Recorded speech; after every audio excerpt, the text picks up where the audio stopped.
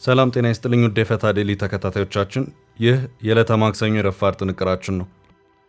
በዕለቱ ለእናንተ አዳዲስ መረጃዎች ይሰጣሉ ያልናቸውን ሀገራዊና ዓለም አቀፋዊ ዕለታዊ መረጃዎችን አሰባስበን በማጠናቀር ተገኝተናል። ቆይታችሁን ከእኛ ጋር እንድታደርጉ የቅድሚያ አክብሮታዊ ግብዣችን ነው።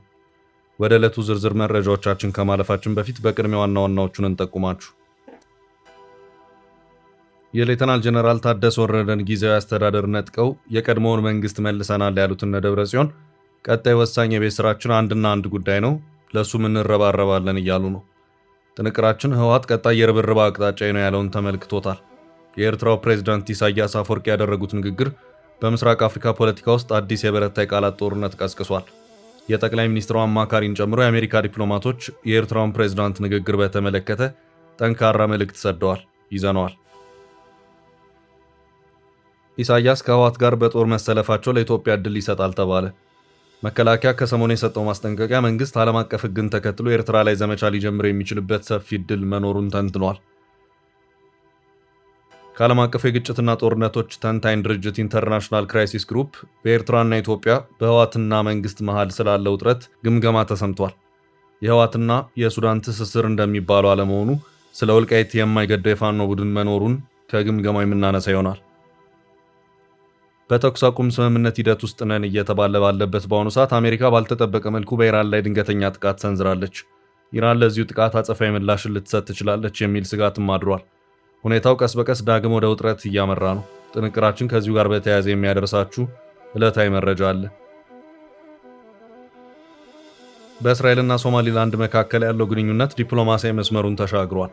ለሀርጌሳ እውቅና የሰጠችው ቴል አቪቭ ላለፉት ወራት ስታሰለጥናቸው የነበረው የሶማሊላንድ ልዩ ኮማንዶዎች ሀርጌሳ መግባታቸው ታወቀ።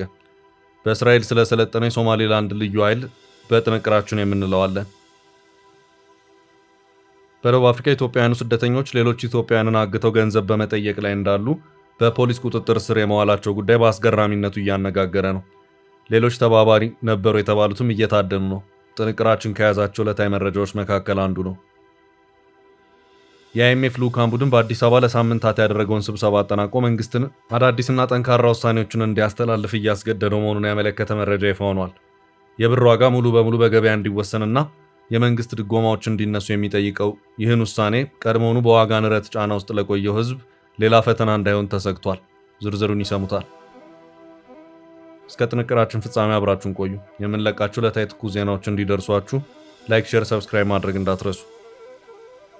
ዘመናዊ ንግድ ሱቅ በመርካቶ ተክለ ሃይማኖት ከ440 ሺህ ብር ቅድመ ክፍያ ወይም በ1.7 ሚሊዮን ብር ሙሉ ክፍያ ከ11 ካሬ እስከ ትላልቅ የካሬ አማራጮች ለሽያጭ አቀረብንላችሁ። ሱቆቹ የተንጣለለ ፓርኪንግ ጨምሮ ሁሉም የተሟላላቸው ዱባይ ሞል ስታንዳርድ ናቸው። በተጨማሪም በፒያሳ አራዳ ፓርክ ፊት ለፊት ከባለ 1 መኝታ እስከ ባለ 4 መኝታ መኖሪያ ቤትም ለሽያጭ አቅርበናል። ባለ 1 መኝታ በ3.9 ሚሊዮን ብር ሙሉ ክፍያ፣ ባለ 2 በ6.5 ሚሊዮን ብር፣ ባለ 3 መኝታ በ10.5 ሚሊዮን ብር ሙሉ ክፍያ አሊያም 10% ቅድመ ክፍያ በመክፈል ባለቤት ይሁኑ። የባንክ ብድርም አመቻችተናል። ሜሪት ፕሮፐርቲ። ለበለጠ መረጃ 0998317677 ይደውሉልን።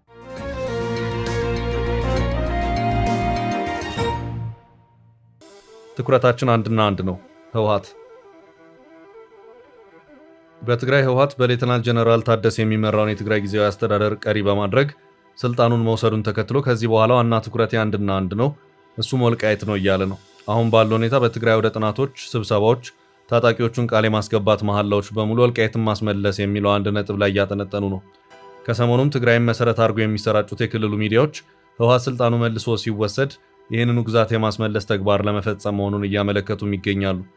የክልሉ ጋዜጠኞችም የተፈናቀሉ ዜጎችን ቃለ ምልልሶችን አድርጋችሁ በየዕለቱ ለህዝቡ አቅርቡ የሚል የቤት ስራ የተሰጣቸው መሆኑ የታወቀ ሲሆን ከሰሞኑም ባሉት ተከታታይ ዝግጅቶችና የዜና ሽፋኖች ፕሮግራሞቹ እየቀረቡ ነው።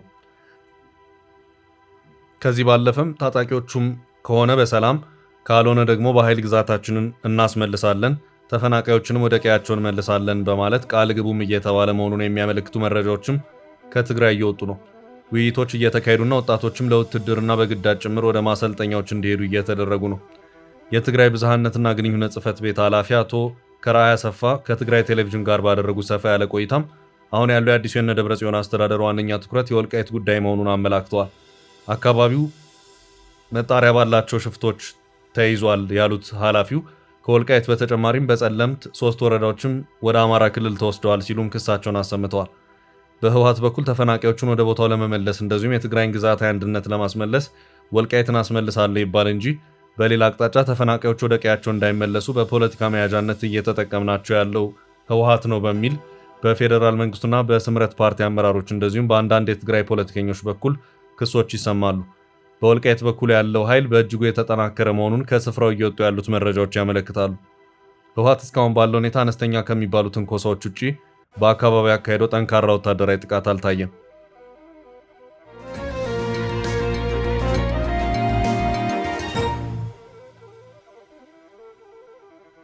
በቀጣይ ርዕስ ኢሳያስ ላይ ተረባረቡባቸው። የኤርትራን 35ኛ ዓመት የነጻነት በዓል አስመልክቶ ፕሬዝዳንት ኢሳያስ አፈወርቂ ያደረጉት ንግግር በምስራቅ አፍሪካ ፖለቲካ ውስጥ አዲስ የበረታ የቃላት ጦርነት ቀስቅሷል። የቀድሞ የትግራይ ክልል ጊዜያዊ አስተዳደር ፕሬዝዳንትና የወቅቱ የጠቅላይ ሚኒስትሩ የምስራቅ አፍሪካ ጉዳዮች አማካሪ ሚኒስትር አቶ ጌታቸው ረዳ የፕሬዝዳንቱን ንግግር በመንቀፍ የፊት መስመር ተሰላፊ ሆነዋል። አቶ ጌታቸው ይህንን ጠንካራ ትችት የሰነዘሩት የቀድሞ ዩናይትድ ስቴትስ የስለላና የውጭ ጉዳይ ሚኒስትር ከፍተኛ ባለስልጣንና የአፍሪካ ጉዳዮች ተንታኝ ካሜሮን ሃድሰን በኤክስ ገጻቸው ያነሱትን ጥያቄ መነሻ በማድረግ ነው። ካሜሮን ሃድሰን በመልእክታቸው ማንኛውም ጤነኛ መሪ የብሔራዊ በዓል መልእክቱን አብዛኛውን ክፍል ስለ ሀገሩ እድገትና መረጋጋት ከማውራት ይልቅ ለዶናልድ ትራምፕ፣ ለማጋ እና በአሜሪካ ለሚመራው የዓለም አቀፍ ስርዓት ለምን ይሰጣል ሲሉ የፕሬዝዳንቱን ንግግር ይዘት ተጠራጥረው የሰነዘሩትን ሀሳብ በመጋራት አቶ ጌታቸው ይህ ጥያቄ ለብዙ ዓመታት ሲጠየቅ የኖረ እውነታ መሆኑን አብራርተዋል። አቶ ጌታቸው ረዳ በትችታቸው አክለውም ፕሬዝዳንት ኢሳያስ በመፍረስ አደጋ አፋፍ ላይ ያለችን ሀገር ከሚመራ መሪ ይልቅ ለዓለም ማንም ያልጠየቃቸውን ምክር እንደሚለግስ ፈላስፋ ንጉሥ ሆነው እንደሚናገሩ ክፉኛ አጣጥለዋቸዋል። ከዚህም ባሻገር ከሀገሪቱ ታሪካዊ ከተሞች ከከረን፣ ከደቀ መሐሪ ወይም ከአዲ ኋላ ይልቅ በጎረቤት ዩጋንዳ ካምፓላ እና በደቡብ ሱዳን ጁባ የሚኖሩ ኤርትራውያን ቁጥር መብዛቱ ፕሬዝዳንት ኢሳያስ ላለፉት 35 ዓመታት ሆን ብለውና በደስታ ሲያዘጋጁት የነበረውን አጠቃላይ ተስፋ መቁረጥ ስሜት በሚገባ እንደሚያሳይ ገልጸዋል። ፕሬዝዳንቱ ለ35ኛ ጊዜ በይስሙላ ሲያከብሩት የነበረውን የኤርትራን ነጻነት ራሳቸው የሚጠሉት እንደሚመስል አቶ ጌታቸው በመልእክታቸው አስፍረዋል። በሌላ በኩል የቀድሞ የአፍሪካ ጉዳዮች ረዳት የውጭ ጉዳይ ሚኒስትር ቲቦር ናጊ በበኩላቸው በፕሬዝዳንት ኢሳያስ አፈወርቂ አስተዳደር ላይ እጅግ የሰላ ትችት ሰንዝረዋል።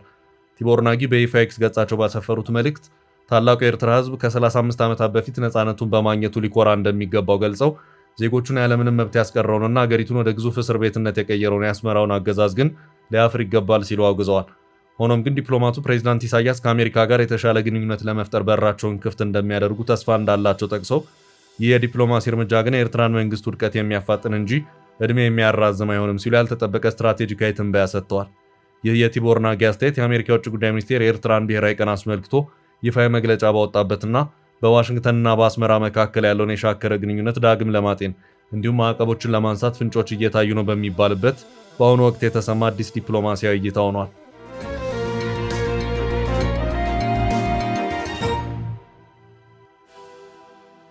በቀጣይ መረጃ የህወሓትና የሱዳን ትስስር እንደሚባለው አይደለም። ኢሳያስ ከህወሓት ጋር በጦር መሰለፍ ለኢትዮጵያ እድል ይሰጣል። ስለ ወልቃይት የማይገደው የፋኖ ቡድን አለ። የኢትዮጵያ መከላከያ ሰራዊት በሰሜን ኢትዮጵያ ወታደራዊ እርምጃ ሊወስድ የሚችልበት እድል መኖሩን ከሰሞኑ ፍንጭ መስጠቱ ይታወሳል።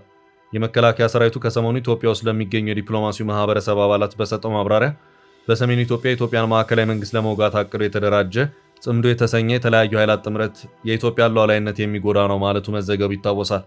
ይህንን ተከትሎ ኢትዮጵያ ምን እርምጃ ልትወስድ ትችላለች በሚለው ዙሪያ እዚህም እዚያም ትንተናዎች እየተሰሙ ነው። የጀርመን ድምፅ ዶቼ ቬሌ ባለሙያዎችን አነጋግሮ መከላከያ የሉዓላዊነት መጣስ ዓለም አቀፍ ሕግን በማንሳት ኤርትራ ላይ ዘመቻ ሊከፍት እንደሚችል አመልክቷል። በፕሪቶሪያ የሰላም ስምምነት መሰረት የተመሰረተው የትግራይ ክልል ጊዜያዊ አስተዳደር ባለፈው ሚያዝያ ወር መጨረሻ ከፈረሰ ወዲህ በአካባቢው የዳግም ጦርነት ስጋት መስፈኑ ይታወቃል። በዶክተር ደብረጽዮን የሚመራው ህወሓት የሰላም ስምምነቱን በማፍረስ የራሱን መንግስት መስርቶና ከፌዴራል መንግስቱ ጋር ግንኙነቱን አቋርጦ እንዴት መቀጠል እንደሚቻል ግን ግልጽ ያልሆነና ለብዙዎች ጥያቄነቱ የቀጠለ ጉዳይ ነው። ከዚህ በላይ ህወሓት በቀደመው ጦርነት ከፌዴራል መንግስቱ ጋር በማበር ወግተውኛል፣ የዘር ማጥፋት ወንጀልን ፈጽመውብኛል ከሚላቸው የኤርትራ መንግስትና የአማራ ክልል የፋኖ ኃይሎች ጋር ትብብር መፍጠሩ የሚነገር ነው። ይህ አዲስ ኃይል አሰላለፍና የፖለቲካ ሰጣ ገባ የኢትዮጵያ ኃይሎች ወደ ዳግም ጦርነት እንዳይገቡና ህዝቡንም ለተደጋጋሚ ችግር እንዳይዳረጉ ብዙዎችን በእጅጉ ያሳስባል። የዓለም አቀፉን የግጭትና ጦርነቶች ተንታኝ ድርጅት ኢንተርናሽናል ክራይሲስ ግሩፕ የአፍሪካ ቀንድ ምክትል ዳይሬክተር የሆኑትን ሚስተር ማግነስ ቴለርን ስለ ሁኔታው ለዜና ምንጩ ሙያዊ ትንታኔ ሰጥተዋል። ዳይሬክተሩ በኢትዮጵያ ፌዴራል መንግስት አንጻር ህወሓት የኤርትራ መንግስትና ፋኖ አንድነት ፈጥሯል መባሉን በተመለከተ በሰጡት አስተያየት የኤርትራ መንግስትና ህዝባዊ ወያነ ሓርነት ትግራይ አንድ አይነት ግንኙነት መፍጠራቸው ግልጽ ነው። የኤርትራ መንግስት እስከ 2015 ድረስ ከኢትዮጵያ መንግስት ጎን ሆኖ የተዋጋ ቢሆንም አሁን ግን ከህዝባዊ ወያነ ሓርነት ትግራይ ጋር ለመስራት የፈለገ ይመስላል። ግን ግልጽ ያልሆነው ህዝባዊ ወያነ ሓርነት ትግራይ ከኢትዮጵያ መንግስት ጋር ወደ ጦርነት ቢገባ የኤርትራ ጦር ከጎኑ ይሰለፋሉ የሚለው ነው ብለዋል። ዳይሬክተሩ ግን አንድ ወሳኝ ነጥብ ያነሱ ሲሆን የኤርትራ መንግስት ትግራይ ውስጥ በመግባት ከህዝባዊ ወያነ ሓርነት ትግራይ ጋር መሰለፉ የአዲስ አበባውን መንግስት ኤርትራ ላይ ዘመቻ እንዲከፍት ምክንያት ሊሆን ይችላል ያሉ ሲሆን ፕሬዝዳንት ኢሳያስ ይህን በጥንቃቄ የሚያስቡበት ይሆናል ብለዋል። በአማራና ትግራይ ክልሎች የይገባኛል ጥያቄ በሚነሳባቸው አካባቢዎች ምክንያት ከፍተኛ ቅራኔ ውስጥ ናቸው የሚባሉት የፋኖና የህወሓት ቡድኖች ዛሬ በፌዴራል መንግስቱ አንጻር አንድ ላይ ቆሙ ይመስላሉ ያሉት ሚስተር ማግነስ የአማራ ፋኖ ኃይሎች የተለያዩ መሆናቸውንና አንዳንዶቹም አወዛጋቢ ቦታዎቹን እንደማያውቋቸው ለወልቃይት ጥያቄዎችም ትኩረት የሚሰጡ አይደሉም ሲሉ ተሰምተዋል። ዳይሬክተሩ ሱዳንና ህወሓትን በተመለከተ የሚነገረው ግን የተጋነነ መሆኑን ለዜና ምንጩ ገልጸዋል።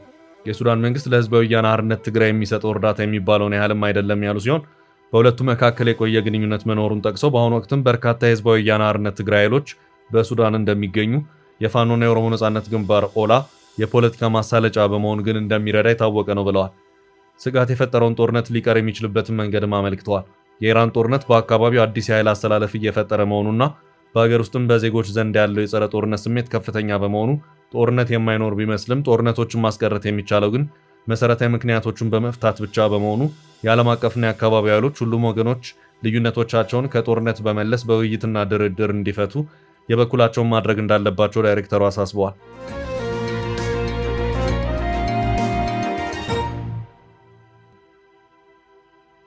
በቀጣይ ርዕስ አሜሪካ ኢራን ላይ ድንገተኛ ጥቃት ሰነዘረች። የኢራን አጸፋዊ ምላሽ አስፈርቷል። የተኩስ አቁም ላይ ነን እየተባለ ባለበት በአሁኑ ሰዓት አሜሪካ ኢራንን በማዘናጋት ከባድ ጥቃት የሰነዘረች መሆኑ ታወቀ። ጦርነቱን እየመራ ያለው የአሜሪካ ማዕከላዊ ኮማንድ ወይም ዩኤስ ሴንትራል ኮማንድ በመባል የሚታወቀው አካል ባሰራጨው መረጃ መሰረትም አሜሪካ ምሽቱን የኢራንን የሚሳኤል ማስወንጨፊያዎችና በሆርሙዝ ወሽመጥ ተጨማሪ ጸረ መርከብ ፈንጆችን ሊያጠምዱ ነበር የተባሉ ፈጣን የጦር ጀልባዎችን አጥቅታለች። ጦሩ ጥቃቱን ሰነዘረ የተባለውም በደቡባዊ ኢራን አቅጣጫ ነው። አዲስ የተከፈተው ጥቃት የተፈጸመው በደቡባዊ ኢራን ግዛት በምትገኘው ባንዳር አባስ በተባለች ወደብ ከተማ ላይ ነው። በኢራን በኩል ጉዳዩን እያጣራን ነው ተብሏል። የጥቃቱ ሰለባ የሆነችው በሆርሙዝ ወሽመጥ የምትገኘዋ ባንዳር አባስ ከተማ በኢራን የባህር ኃይል መቀመጫ ሆና የምታገለግል እንደሆነች ዘገባዎች አመላክተዋል። የተወሰደው እርምጃም ራስን የመከላከል እርምጃ ተብሏል። አሜሪካ በኢራን ላይ የወሰደችውን ድንገተኛ ወታደራዊ እርምጃ ተከትሎም ኢራን አጸፋዊ ምላሽን ልትሰጥ ትችላለች በሚል እንደ ሳውዲ፣ ኩዌትና የተባበሩት አረብ ኤምሬት ያሉ የገልፍ ሀገራት በስጋትና በተጠንቀቅ ውስጥ መሆናቸውንም ዘገባዎች እያመለከቱ ይገኛሉ። አንዳንዶች የተኩስ አቁም በታወጀበት ሁኔታ እንዴት ወደ ሙሉ ጦርነት ሊከቱ የሚችሉ ትንኮሳዎች ይካሄዳሉ በማለት አሜሪካ ላይ ትችታቸውን እያሰሙ ይገኛሉ። የጥቃቱ መንስኤ በተመለከተ የአሜሪካ ማዕከላዊ እዝ ባወጣው ይፋዊ መግለጫው በበኩሉ ጥቃቱ ራስን መከላከል ነው ብሎታል።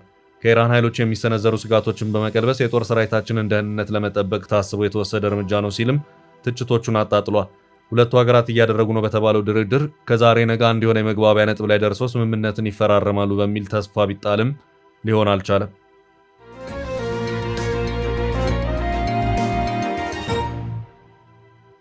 በቀጣይ መረጃ እስራኤል የሶማሊላንድን ልዩ ኃይሎች አሰለጠነች። በእስራኤልና ሶማሊላንድ መካከል ያለው ግንኙነት ዲፕሎማሲያዊ መስመሩን ተሻግሯል። ለሀርጌሳ እውቅና የሰጠችው ቴል አቪቭ ላለፉት ወራት ስታሰለጥናቸው የነበሩ የሶማሊላንድ ልዩ ኮማንዶዎች ሀርጌሳ መግባታቸው ታወቀ። እንደ ቴሌግራፍ ዘገባ የእስራኤልና ሶማሊላንድ ግንኙነት ወደ ላቀ ወታደራዊ ትብብር አድጎ ተገኝቷል። ቁጥራቸው 50 የሆኑ የሶማሊላንድ ልዩ ኃይል አባላት በእስራኤል ለወራት ሲሰለጥኑ ከርሞ ባሳለፍነው ሳምንት ወደ ሀርጌሳ መግባታቸውን የተነገረው እስራኤል ውስጥ ቀጥተኛና የላቀ ከፍተኛ ወታደራዊ ስልጠና ሲወስዱ እንደነበር ዘ ቴሌግራፍ ዘግቧል። ኮማንዶቹ ስልጠና እንደ አውሮፓውያን አቆጣጠር በ2025 ዲሴምበር 26 ላይ በእስራኤልና ሶማሊላንድ መካከል የተፈረመውን የመከላከያ ስምምነት ተከትሎ የተፈጸመ መሆኑን ዘገባው አመልክቷል። የእስራኤልና ሶማሊላንድ ግንኙነት ወደ አዲስ የአጋርነት ትብብር ማደጉን የወታደሮቹ ስልጠና ማሳየቱን ዘገባው አንስቷል። ባለፈው ሳምንት ሀርጌሳ የገቡት 50 ልዩ ኃይል አባላት በእስራኤል ስልጠና ሲወስዱ የነበረው በያዝነው ዓመት 2026 መሆኑን ዘ ቴሌግራፍ አስፍሯል። የሶማሊላንድ ልዩ ኃይል አባላት በእስራኤል ስልጠና ሲወስዱ የነበሩት በቴል አቪቭ በሚገኝ ሜትሮፖሊታን የወታደራዊ ስልጠና ተቋም ውስጥ እንደነበር ተገልጿል። እስራኤል የአንድ ሙስሊም ሀገር ወታደሮችን በሀገሯ ስታሰለጥን ይህ ያልተለመደና የመጀመሪያው ክስተት መሆኑን የተገለጸው። በዚህም የተነሳ የሶማሌላንድ ወታደሮች ስልጠናውን የወሰዱበት ካምፕ በስም ሳይጠቀስ ቀርቷል። ወታደሮቹ ምን አይነት ስልጠና እንደወሰዱ ግን ዘገባው ጠቁሟል። ልዩ ዘመቻ፣ የከተማ ውስጥ ውጊያ፣ ጸረ ሽብርና ዘመናዊ ስለላና የመከላከያ ጥበቃ ክህሎቶች ላይ ስልጠና ወስደዋል ተብሏል። ከመደበኛ ጦርነት ይልቅ መደበኛ ያልሆኑ ስጋቶችን ለመከላከል የባህር ዳርቻ ጥበቃና ሰርጎ ገብነትን መከላከል እንዲሁም በጠላት ይዞታ ውስጥ ታክቲካዊ ዘመቻ የማድረግ ስልጠናዎችን ወስደዋል። የእስራኤል ወታደራዊ ልዑካን ከ50ዎቹ ሰልጣኝ ልዩ ኮማንዶች ጋር ወደ ሀርጌሳ የመጡ ሲሆን ወታደሮቹን የማስመረቅ ስነ ስርዓቱ ባለፈው ሜይ 18 ቀን በሶማሌላንድ የነጻነት በዓል ቀን ተከውኖ ነበር። ወታደሮቹ በፕሬዝዳንታዊ ፓላስ ፊት ለፊት በስልጣናቸው ያካበቱትን ክህሎት በወታደራዊ ትዕይንት ለፕሬዝዳንት አብዲራህማን ሲሪዮ እና ለሶማሌላንድ ባለስልጣናት አሳይተዋል። እስራኤል የሶማሌላንድ ወታደሮችን ማሰልጠኗ በሞቃዲሾ ዘንድ ቁጣን የፈጠረ መሆኑንም ዘ ቴሌግራፍ ዘግቧል። ከሰሞኑ ሶማሌላንድ በእስራኤል ኤምባሲዋን ለመክፈት ማቀዷንና ኤምባሲውን በአወዛጋቢዋ ኢየሩሳሌም እንደምታደርግ መግለጿ ውዝግብ መፍጠሩ ይታወሳል። በሳምንቱ መጀመሪያ ከ18 በላይ ሀገራት ይህን የሀርጌሳ ውሳኔ የተቃወመ መግለጫ አውጥተዋል። 18ቱ ሀገራት በዋናነት አብላጫ የእስልምና ተከታይ ህዝቦች ያሉባቸው ሀገራት ሲሆኑ ከእነዚህ መካከል ቱርክ፣ ሳውዲ አረቢያ፣ ግብፅ፣ ኳታር፣ ጅቡቲ እና ሱዳን ይገኙበታል።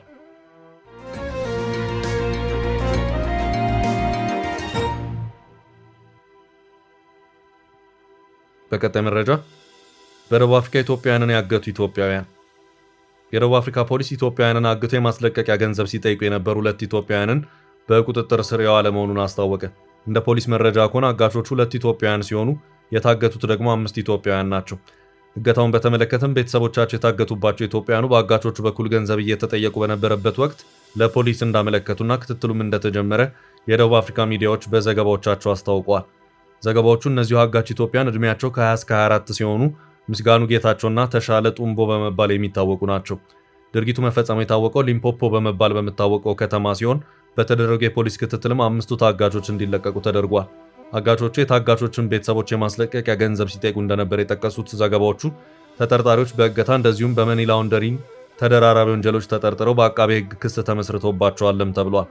ፖሊስ አካሄጃለሁ ባለው ምርመራም በእገታ ወንጀል በቀጥታ በመሳተፍ በቁጥጥር ስር ከዋሉት ተጠርጣሪዎች በተጨማሪም ሌሎች ተባባሪ የነበሩ 2 ተጠርጣሪዎችንም እያፈላለኩ ነው ሲልም አስታውቋል።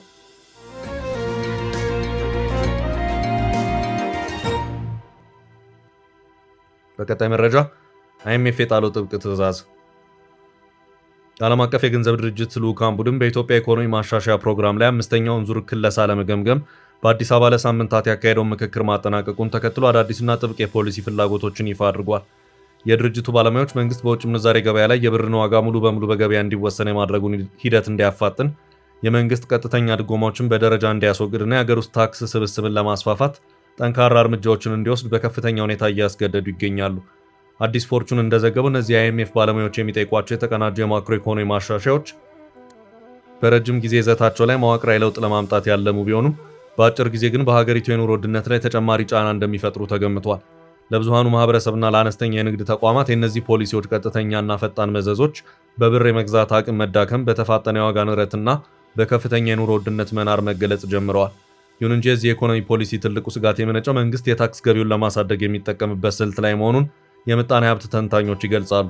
ቀድሞውኑ በኑሮ ውድነት የተጨቆነውን ህዝብ በግብር አወሳሰር ረገድ ይበልጥ ማጣበቅና ህጎችን በአስገዳጅ ሁኔታ ለማስፈጸም መሞከር መደበኛውን የታክስ አሰባሰብ ሂደት ወደ ጠበኛ የገቢ ማንደሊ ሊቀይረው እንደሚችል በስፋት እየተነገረ ይገኛል። ይህም በንግዱ ማህበረሰብና በመንግስት የገቢዎች ባለስልጣን መካከል ያለውን ግንኙነት ይበልጥ እያሻከረ የመጣ ጉዳይ ሆኗል። በሌላ በኩል ይህንን የIMF ግፊት ተከትሎ የሚመጣውን የታክስ ማዕበል በተመለከተ ኢኮኖሚ ባለሙያዎችና ባለስልጣናት የተለያዩ አመለካከቶችን እያንጸባረቁ ይገኛሉ። የፖሊሲው ደጋፊዎች ሀገሪቱ ካለችበት የውጭ ዕዳ ጫና ለመውጣትና የፋይናንስ ነፃነቷን ለማረጋገጥ የሀገር ውስጥ ገቢን ማሳደግና ድጎማዎችን ማንሳት አማራጭ የሌለው መፍትሄ መሆኑን ይከራከራሉ። በአንጻሩ ተቺዎች ግን ማህበራዊ ደህንነትን ያላገናዘበና በደካማው ማህበረሰብ ላይ የሚጫን ከባድ የግብር አወቃቀር የህዝቡን የመግዛት አቅም ሙሉ በሙሉ በማዳከም አጠቃላይ ገበያ እንቅስቃሴውን ሊያቀዛቅዝ እንደሚችል ያስጠነቅቃሉ። ውድ ቤተሰቦቻችን ለዛሬ ያዝንላችሁን ርዕሰ ጉዳዮች እዚህ ላይ ቋጨን። ላይክ፣ ሼር እና ኮሜንት በማድረግ ለቻናላችን ድጋፋችሁን መግለጽ እንዳትዘነጉ እያልን ከሌሎች መረጃዎች ጋር ደግመን እስክንገናኝ ቸር ያሰማን ስንል ተሰናበትን።